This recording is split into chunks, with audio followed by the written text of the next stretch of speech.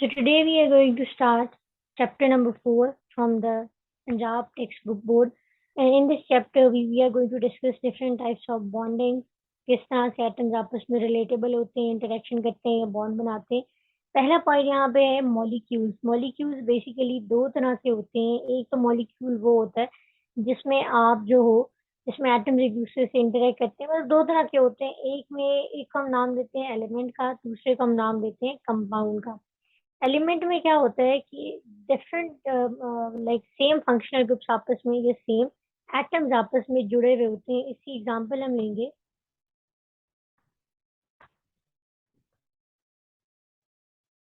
इसमें हम एग्जांपल लेंगे क्लोरीन की. क्लोरीन के केस में सेम एटम्स आपस में अटैच हुए हुए हैं और उन्होंने एक दूसरे को पकड़ के रखा हुआ है और बॉन्ड बनाया हुआ है. इसी तरह से हम कंपाउंड हो जाता है. कंपाउंड में हम ये बात करते हैं कि कंपाउंड में टू और more different atoms should be attach. या तो दो हो सकते हैं या दो से ज्यादा हो सकते हैं. तो ये क्या इसमें दो या दो से ज्यादा एटम्स आपस में अटैच हुए हुए होते हैं और ये बॉन्ड बनाते हैं. डिफरेंट एटम्स अटैच और ये बॉन्ड बनाते हैं, बेसिकली एक दूसरे से इंटरेक्शन करते हैं. हाइड्रोजन सल्फाइड या आप हाइड्रोजन क्लोराइड या आप कह लो कि सल्फ्यूरिक एसिड इसकी बहुत अच्छी एग्जांपल है. This is an example of compound. इस तरह से एटम्स एक दूसरे से अटैच होते हैं, इंटरेक्ट कर रहे होते हैं. अच्छा, अगला पॉइंट यहाँ पे हम स्टार्ट करते हैं मेन चैप्टर की तरफ. तो यहाँ पे हमारा मेन पॉइंट यहाँ से स्टार्ट होता है, होता है ये चीज है. इंट्रोडक्शन में हम पढ़ेंगे कि क्या है कि the things around us are composed of matter. Matter में क्या होता है कि सेम या कोई भी ऐसी चीज जिसका वेट और कोई मास ऑक्यूपाई कर रही हो तो उसको हम कहते हैं मैटर. इसकी एग्जांपल ये है कि इंसान, पानी, हवा, ये सब मैटर की एग्जांपल है. They are made up of building units और building blocks called as atom. छोटे छोटे इनविजिबल पार्टिकल्स आपस में अटैच हुए हुए होते हैं, इसको हम बोलते हैं atom. They are combined in different forms. उनकी डिफरेंट अरेंजमेंट्स या फॉर्म भी उनको एक नई स्टेट देती है, डिफाइन कर रही होती है कि how they should be attach. अच्छा, अब यहाँ पे हमारा नेक्स्ट पॉइंट आ जाता है डुप्लेट रूल का और ऑक्टेट रूल का. देखो, किसी भी चीज को अगर आपने इंटरेक्शन करवाना हो या हमें देखना हो कि वो किस तरह से बॉन्ड बना रही है या उसमें वो अपनी स्टेबल फॉर्म में कैसे है, तो हम उसमें देखते हैं कि उसका बॉन्ड कैसे बन रहा है. जैसे इंसान आपस में अटैच हो तो उनमें कोई एफिलिएशन होनी चाहिए, कोई रिलेशनशिप होना चाहिए. अगर हम बात करें कि दो मैग्नेट्स आपस में ज्वाइन अप हो रहे हैं तो उनको ज्वाइन अप होने के लिए कोई अट्रैक्शन चाहिए होती है और उसकी अट्रैक्शन को हम समटाइम नेम देते हैं कि जी ये मैग्नेटिक अट्रैक्शन है. तो इसी तरह से हमें इसमें भी क्या है कि हमें ग्लू लगानी पड़ती है, कुछ ऐसा बनाना होता है जिससे दो चीजें आपस में जुड़ जाएं और वो एक नई फॉर्म को अटेन कर ले. तो यहाँ पे हम उसको केमिकल बॉन्ड्स का नाम देते हैं. हम ये नहीं कह सकते कि एटम्स आपस में ग्लू बना के अटैच है या वो किसी फेविकॉल से अटैच है. तो उसको अटैच होने के लिए एक फॉर्म चाहिए होती है, कोई रीजन चाहिए होता है. केमिस्ट्री की जबान में हम इसको कहेंगे कि they are attach by chemical bond. अब यहाँ पे क्या है कि एटम्स है स्टेबिलिटी या दे gain stability by attaining electronic configuration of noble gases. अच्छा, नोबल गैसेस जो है ये एक ऐसी फॉर्म है, एक ऐसी चीज है जिसको हम कहते हैं कि स्टैंडर्ड है बॉन्डिंग का. क्यों ये बॉन्डिंग का स्टैंडर्ड है? इसलिए एक स्टैंडर्ड है बिकॉज इसके आउटर मोस्ट शेल में या तो दो इलेक्ट्रॉन आपको मिलेंगे या 8 मिलेंगे. याद रहे कि बॉन्डिंग कब स्टेबल होती है, कोई भी चीज तब स्टेबल होती है जब उसमें इलेक्ट्रॉनिक कॉन्फ़िगरेशन इवन नंबर्स में होगी. जब भी इवन नंबर्स में उसका आउटर मोस्ट शेल में कॉन्फ़िगरेशन होगी तो वो स्टेबल होगा. अगर ऑड नंबर में होगा तो हमें कुछ भी करके उसको स्टेबलाइज करना पड़ेगा. अब यहाँ पे क्या है कि या तो दो इलेक्ट्रॉन होगी. यहाँ पे वैलेंस शेल है. वैलेंस शेल क्या होता है? ये आउटर मोस्ट शेल होता है. Outermost of anything is called as valence shell. Next point है यहाँ पे कि attaining the two electrons in an outermost shell is called as duplet rule while gaining 8 electron in outermost shell is called as octet rule. इस बात से मेरा ये मतलब है कि लेट से हमारे पास आ जाता है हीलियम. ये रहा हीलियम के न्यूक्लियस. हीलियम का आउटर मोस्ट शेल यानी कि इसका वैलेंस शेल जो है ये रहा. यहाँ पे आपको दो इलेक्ट्रॉन्स मिलेंगे. अगर मैं यहाँ दो इलेक्ट्रॉन्स लगाऊं इसका मतलब है कि it is following duplet rule. ये डुप्लेट रूल फॉलो कर रहा है. डुप्लेट का मतलब होता है टू इलेक्ट्रॉन्स होना या किसी भी चीज का टू नंबर से प्रेजेंट होना. ऑक्टेट रूल अगर मैं यहाँ पे समझो कि कोई भी गैस ले लेती हूँ, यहाँ पे हम 8 इलेक्ट्रॉन लगा रहे हैं. 3, 4, it's a bit rough, but somehow it is manageable.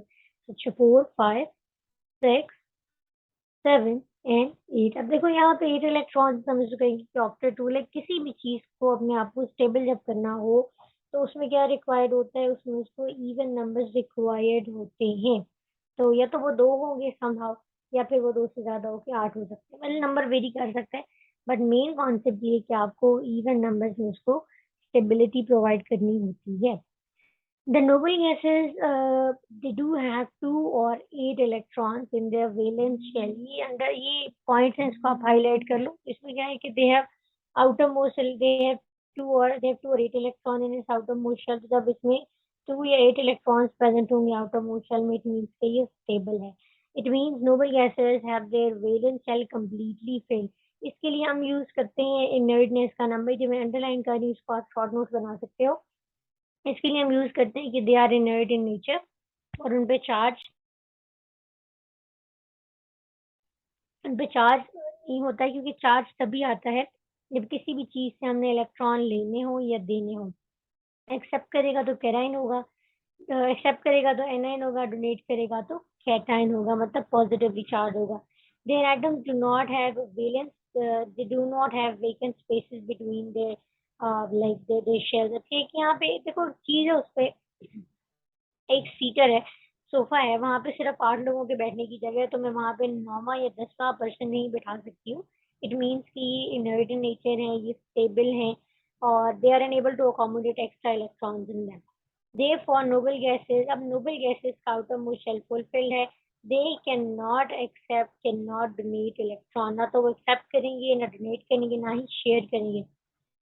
तो ये फिनोमेना आप तभी करते हो जब आपने इलेक्ट्रॉन्स को, जब आपने किसी चीज को स्टेबल करना हो, जब वो ऑलरेडी स्टेबल हो, तो आप क्या करते हो, उसको डिस्टर्ब नहीं करते हो। That is why they are non reactive, या आप कह सकते हो कि ये इनर्ट इन नेचर है।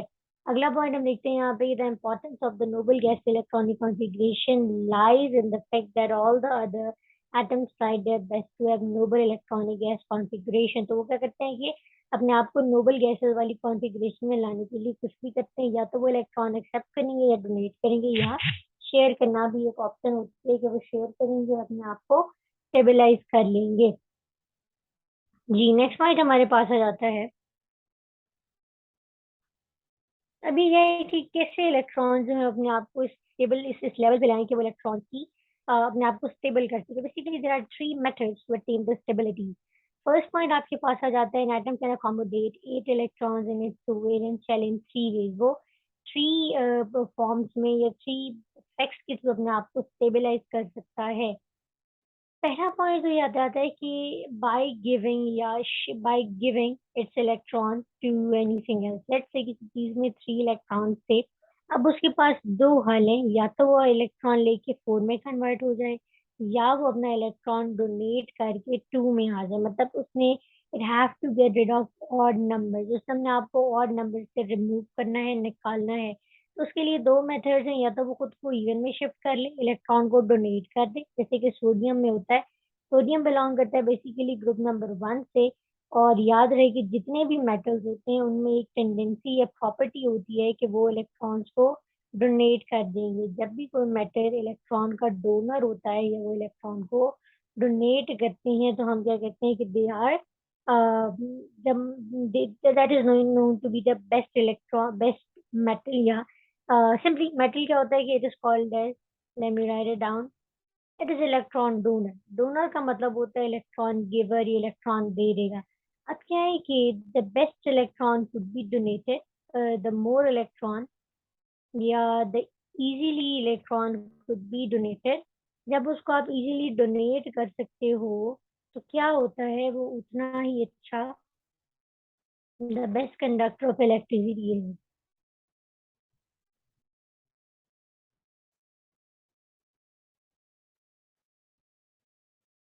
अब क्या है कि वो जब भी इलेक्ट्रॉन डोनेट करते हैं, वो इलेक्ट्रिसिटी को कंडक्ट करते हैं, और जितना ही अच्छे से वो इलेक्ट्रॉन डोनेट करेगा, उतनी ही अच्छा वो इलेक्ट्रिसिटी का कंडक्टर होगा। और उसकी बेस्ट एग्जांपल क्या है आपके पास, सोडियम। सोडियम क्या करता है कि वो अपना इलेक्ट्रॉन डोनेट कर देगा। जनरली उसके आउटर मोस्ट शेल में 11 इलेक्ट्रॉन्स होते हैं, और वो क्या करता है कि अपना एक इलेक्ट्रॉन डोनेट कर देगा। अब जब भी वो इलेक्ट्रॉन डोनेट करेगा तो क्या कहलाएगा, it will be called as the best conductor of electricity. हम कहेंगे कि एक अच्छा मेटल है। क्यों अच्छा मेटल है? क्योंकि इलेक्ट्रॉन को डोनेट कर रहा है।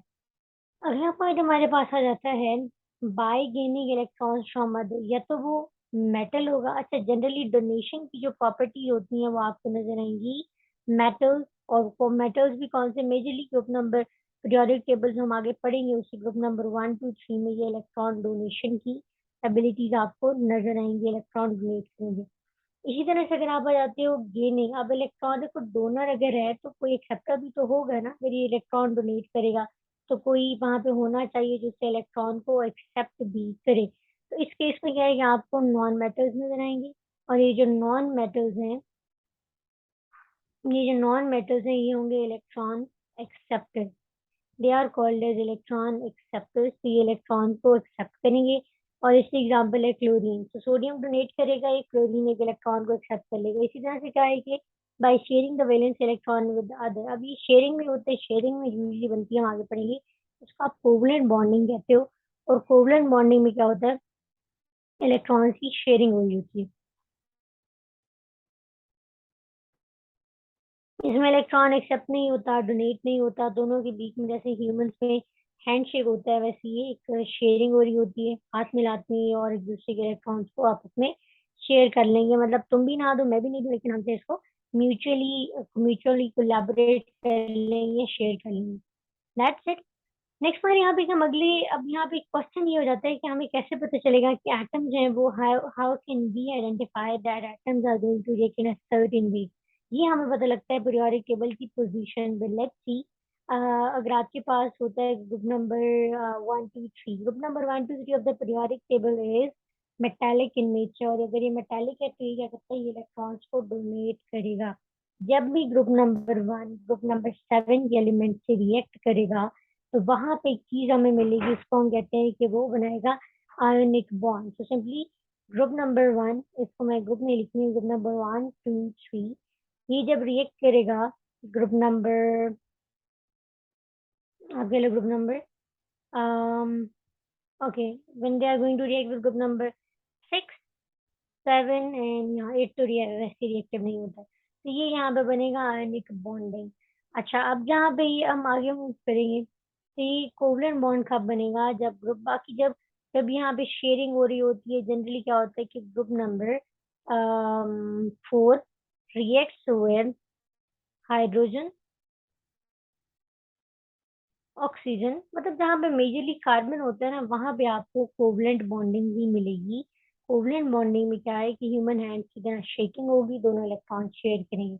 अच्छा, यहाँ पे अब एक चीज और है कि gamma group number 1 has only electron out of motion 17 में 7 इलेक्ट्रॉन होते हैं। मतलब कि इसको हम ग्रुप नंबर 7 कहेंगे आपके लेवल पे, इसको हेलोजन ग्रुप कहते हैं। इसका काम होता है इलेक्ट्रॉन्स को अट्रैक्ट करना। जैसे आउटर मोस्ट शेल में जो है वो 7 इलेक्ट्रॉन होते हैं, इसको एक इलेक्ट्रॉन और ही कहीं से लेके स्टेबल हो जाता है। तो ये मोड ऑफ रिएक्शन कि वो क्या है, कैसे रिएक्ट कर रही है, डिपेंड कर रहा होता है वैलेंस इलेक्ट्रॉनिक शेल पे। Okay, that's it for today. As per summary अभी हमने ये पढ़ा है कि नोबल गैसेस क्या होती हैं, स्टेबिलिटी कैसे आती है, एटम जो है वो आपस में रिएक्शन कैसे करते हैं। तो ये हमें आइडिया मिला है इससे बेसिकली। आज के लिए इतना ही, नेक्स्ट कंटिन्यू करेंगे सून। सी यू देन।